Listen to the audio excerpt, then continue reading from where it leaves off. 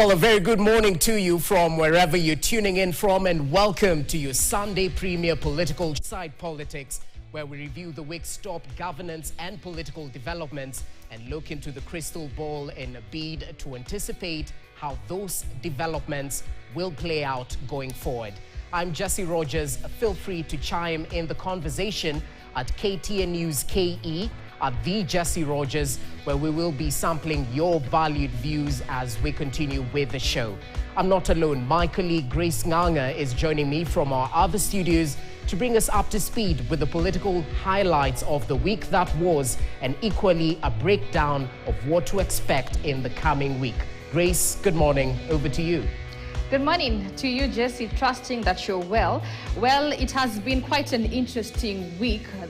President William Ruto revealed the second batch of his cabinet, only that this time it is not a Kenya Kwanza cabinet, but rather he incorporated some of the opposition, including the ODM party to be specific, where he gave them 4 slots to join his cabinet, including that of Treasury and that of Energy. Very interesting there, Jesse. So many questions have come out as to why ODM had to be part of it. But yesterday, while in Siaya, ODM leader Raila Odinga said that President William Ruto reached out to him and asked him to front some of his members to join his cabinet, and ODM leader Raila Odinga has gone forth to say that he's given them their blessings and he has let them go. Aside from that, Jesse, when the ODM joined the Kenya Kwanza government, questions are now rising on who the opposition is. We've had the Gen Z saying that, you know what, we're the new sheriffs in town and we're going to take over as the opposition. But of course, it's very interesting because now we are asking, how are they going to be represented in parliament, because they have no member that is representing them in parliament. But we've seen the likes of Mumia's East Member of Parliament, Peter Salasia, saying that he's going to be their voice in Parliament and he's going to take over as the opposition. We've also seen Embakasi East Member of Parliament, Babu Owino, also saying that he wants to take over as the opposition. We've also seen the likes of Wiper Party leader Kalonzo Musyoka also saying that the opposition is intact, just to ensure that they keep the government in check. Very interesting, Jesse, a conversation that I'm eagerly waiting to see you take up with your panelists. Apart from that, there are also questions on the future of the Azimio. Is it in limbo? Is it going to follow the likes of NASA and CORD, where they broke just a few years after after the election? Is that what we are seeing it happening also this year when it comes to the Azimio la Umoja One Kenya coalition? We have seen the likes of NA Kenya, which is under Martha Karua, saying that they do not want to be party or to the Azimio la Umoja One Kenya coalition and they want out. We are not yet sure of what other parties are going to say about that, including KANU, including Jubilee Party, DAP Kenya, Wiper Party, along other affiliated parties of the Azimio One Kenya coalition. We don't know whether they're going to be intact, but what we've seen is the likes of NA Kenya. They want out from that.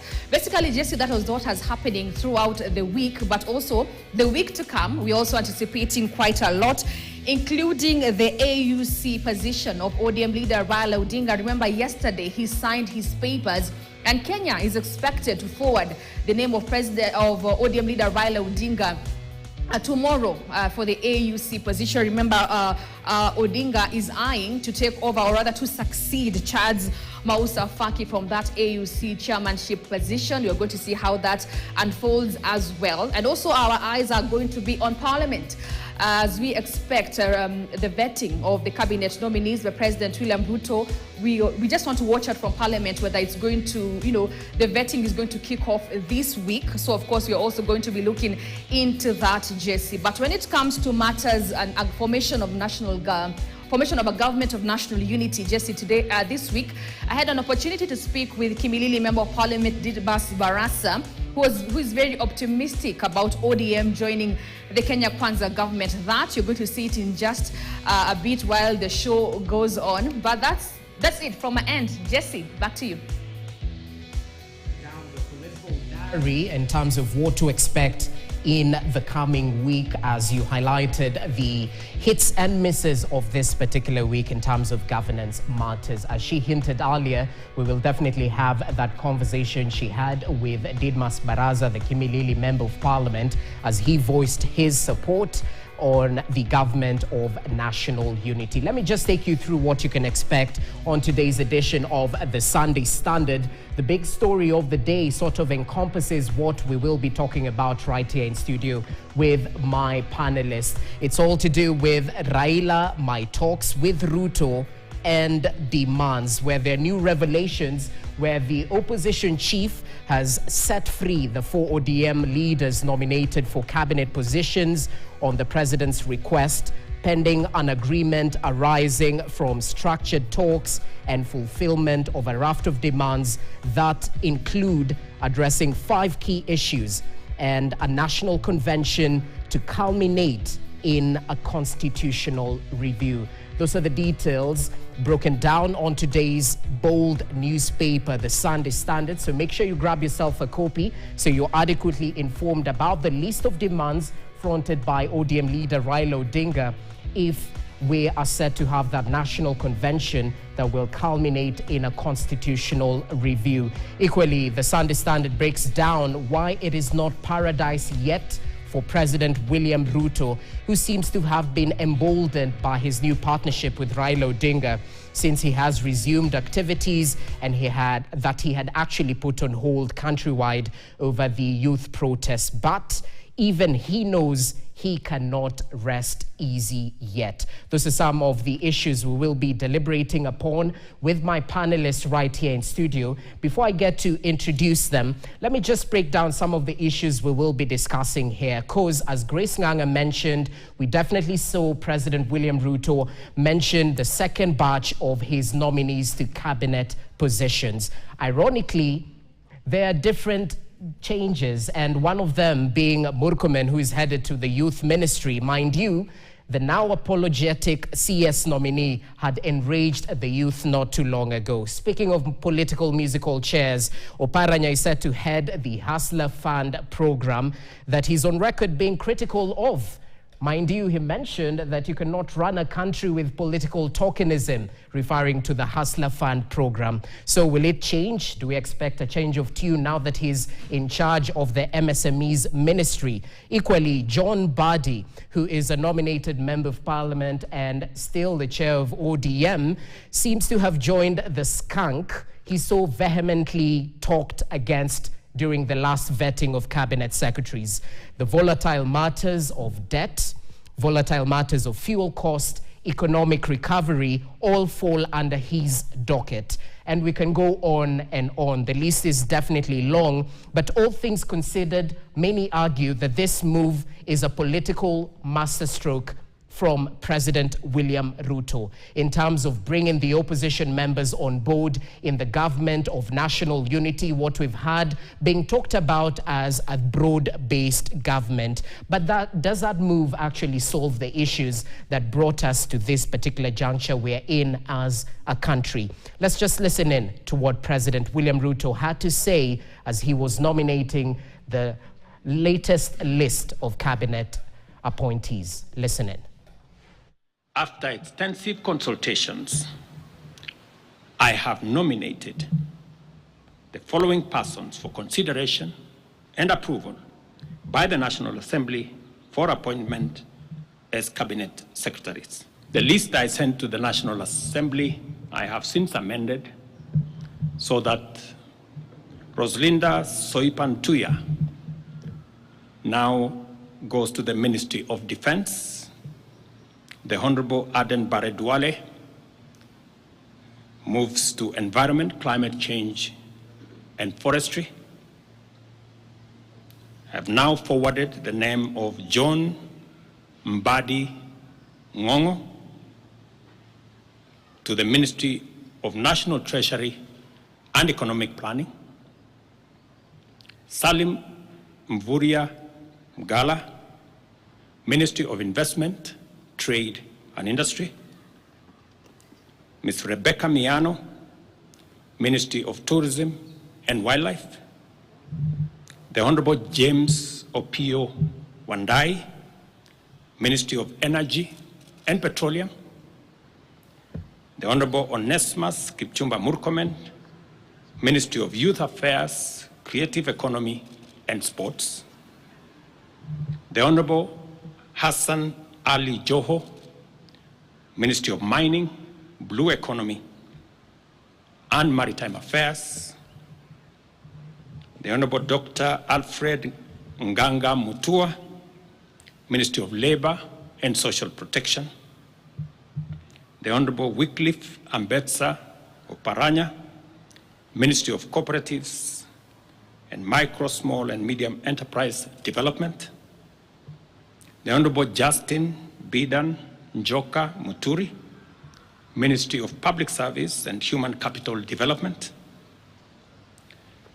Madam Stella Soy Langat, Ministry of Gender, Culture, Arts and Heritage.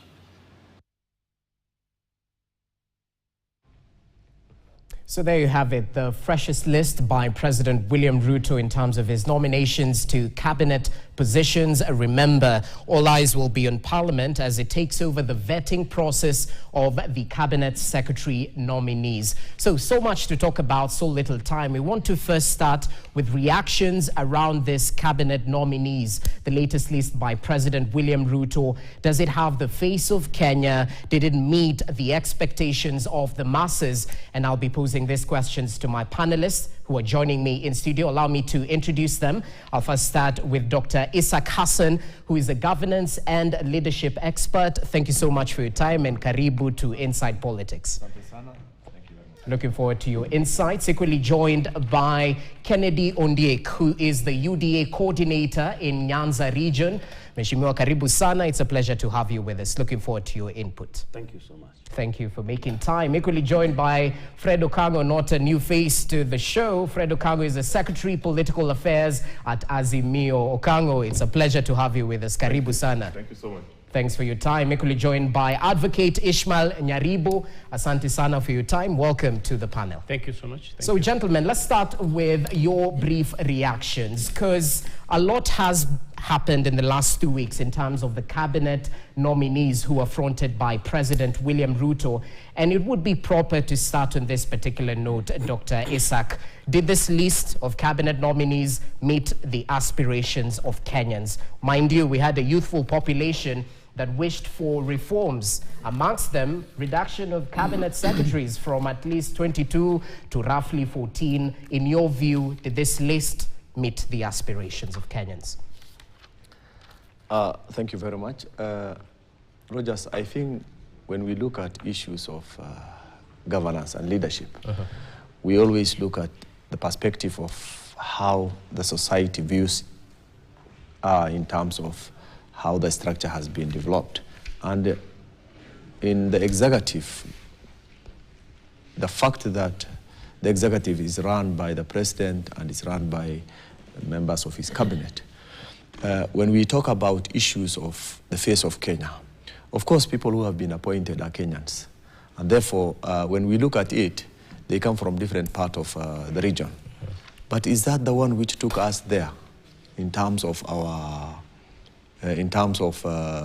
dissolving cabinet and resurfacing them again?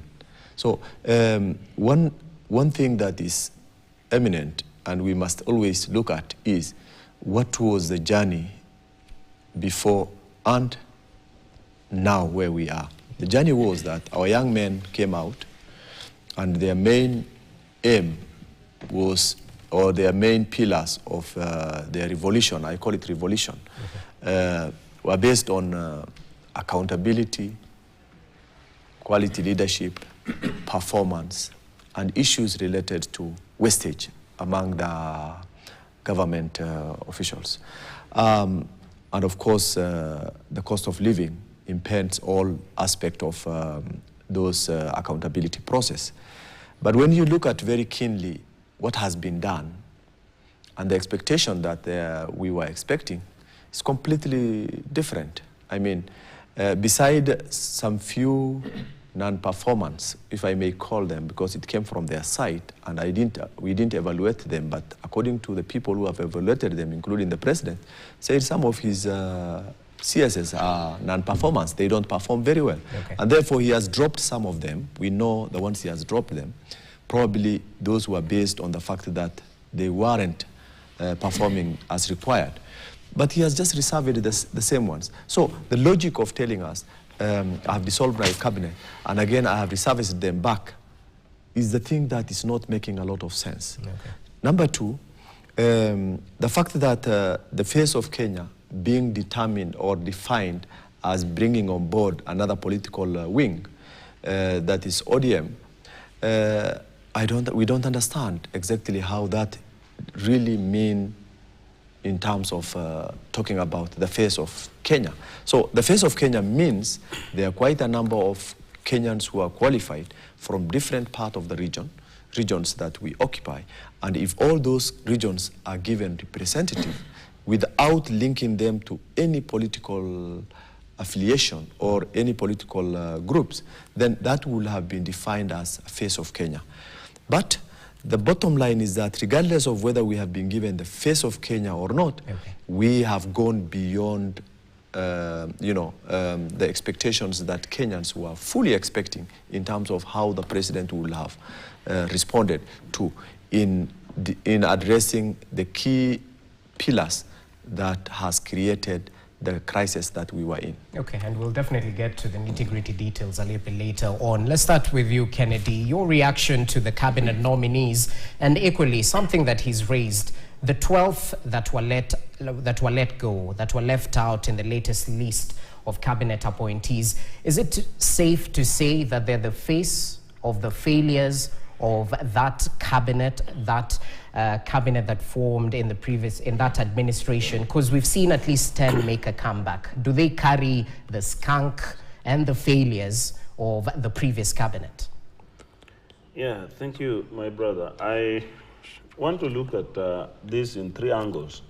One, I want fellow Kenyans to understand the concept of constitutionalism in Kenya.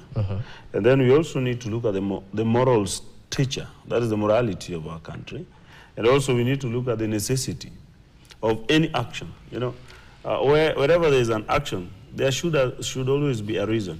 And I think in nominating these members to the cabinet, the president acted in consideration of the three. One, when you look at the Constitution, it does provide well at Article 152, and it will never change unless the Constitution is amended, that the president has powers to nominate such members to be vetted by Parliament and so to be taken back to him to be appointed as ministers.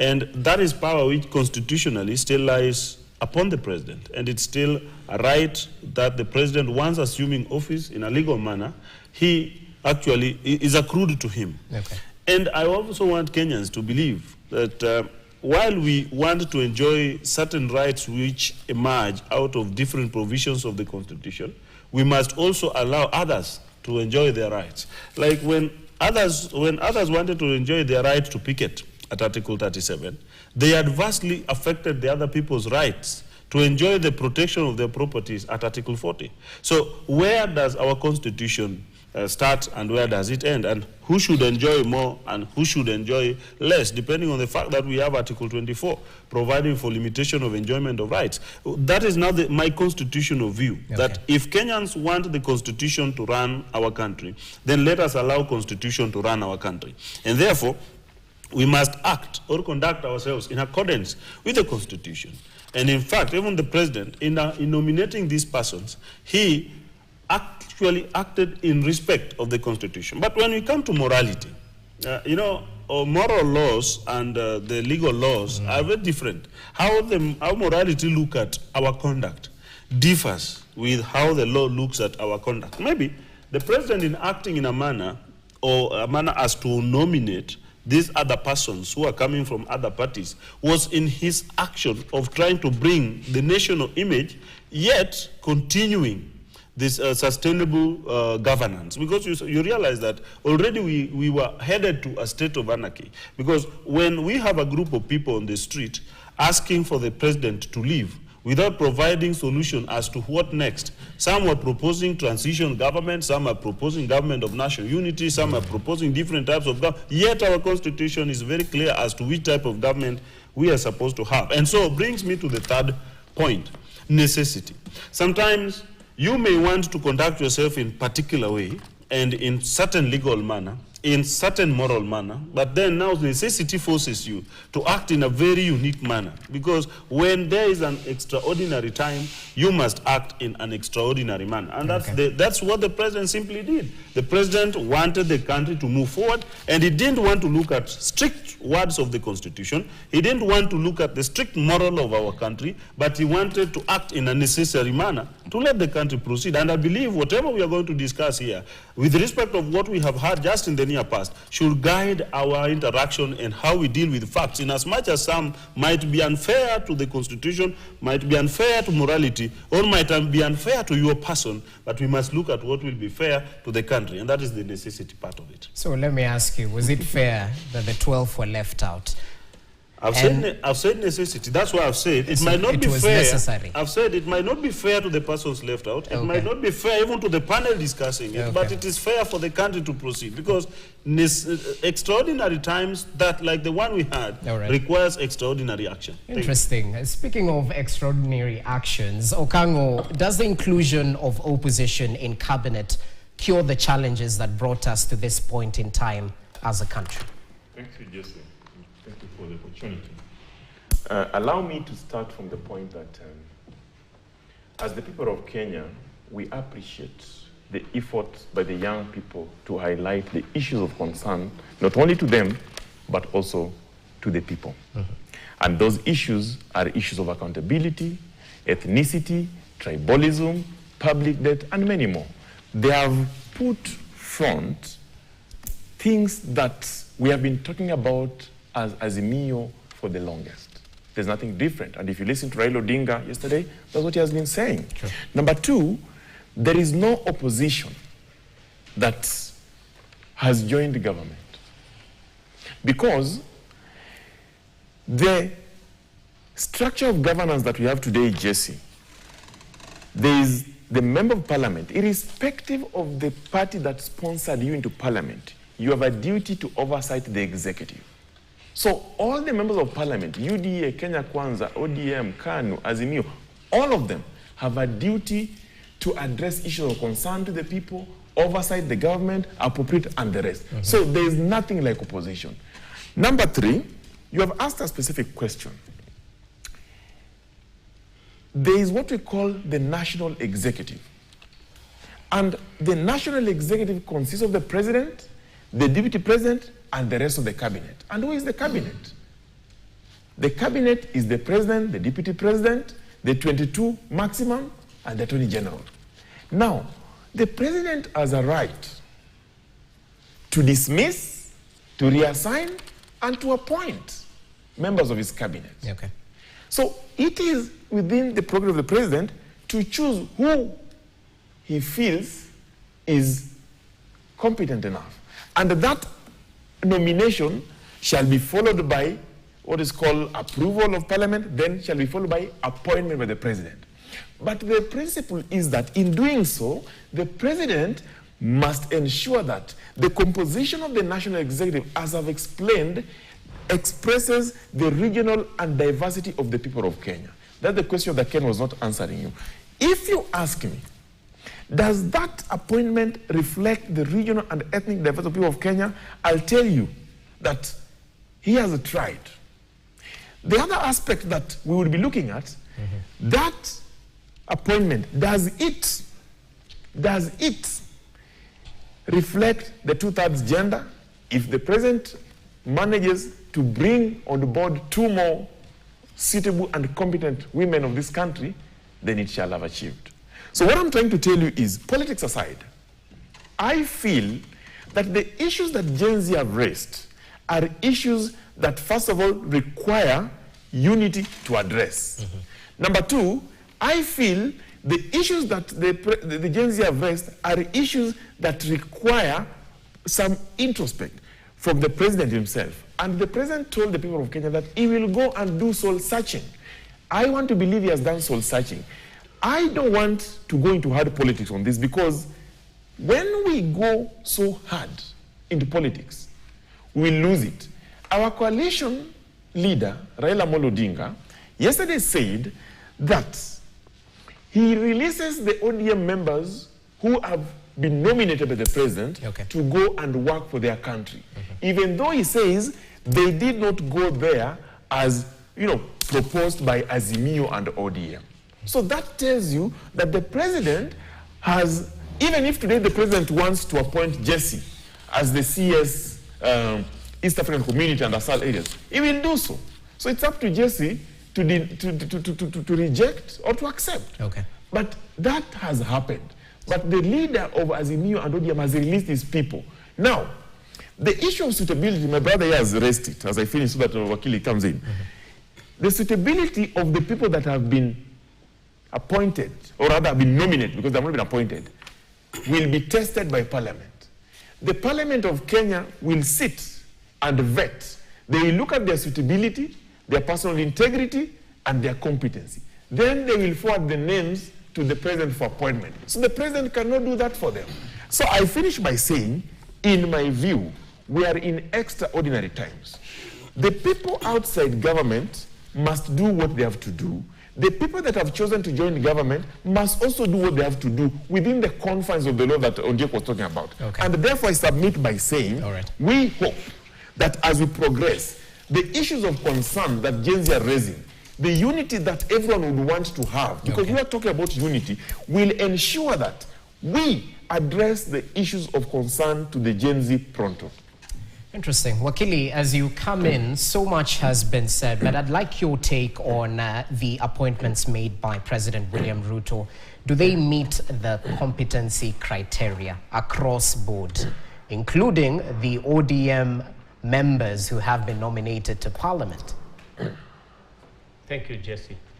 First and foremost, I am very, happy that people change their minds. For me, this is extremely important. When you listen to politicians, what they said yesterday and what they are saying today, when you look at a human journey, we all get ourselves in different spaces. We should never be stuck there. So yesterday, we didn't like Ruto at all, Then all of a sudden, he tries to do some things which he has been forced to do by the young generation. And there are people who are stuck in that past mind. They still want to vilify him and hate him and say all manner of things. While I do not appreciate, I do not accept that the procedure he has used to tap ODM and other members is correct. I am, first of all, just commenting that it is really good to have leaders who can change their minds. This is really good for the nation, because it means tomorrow Kalonzo Musyoka can change his mind. It means Raila Odinga has actually appeared to change his mind as well. So when you are a political supporter who wants to stay in one particular place forever, you are the one who is going to be hurt. We should be easy with politics. We should be happy that yesterday we said this, and don't be stuck by your words yesterday. Looks like what they are telling us is, you can change your mind. I know moral monitors and prefects will come and say, yeah, this is what you said, you must stick to it. But I think they are setting a large space for people to reform. Now, having said that, now competence, Jesse, before I analyze that aspect, look at it this way. Why would a president appoint people who are party leaders and who are members of parliament to become cabinet ministers before they resign? If you looked at Murkomen when he won as a senator, and they brokered a deal for him to be a minister, a cabinet secretary rather, he had to resign. So why, Moses Wetangula as well, isn't it? Why are we jumping the gun? Now, that would be a big discussion we shall do, but in reality, politicians are always afraid. They are also worried that when new reforms come, like the ones which have been prodded by Gen Z, they are going to lose. So they quickly come together. You see, what Raila Odinga is saying is they actually were having a negotiation with Ruto earlier, and he has now confessed that indeed they were talking, and Ruto was telling him, no, I have limited time. I need the cabinet in place. So these guys are always very worried a lot. They are scared. Actually, they are scared of being honest and having integrity. They are people who are always cutting deals to ensure that their families, their own, status is not diminished. So asking me to assess Hassan Joho, Jesse, whether he is qualified, I honestly don't know where I start because, and I don't like defaming or really making hypothetical statements about people who I don't know properly, but do these people have what Article 232 and Article 10 of the Constitutions, issues of integrity, issues of competence? What training do you have?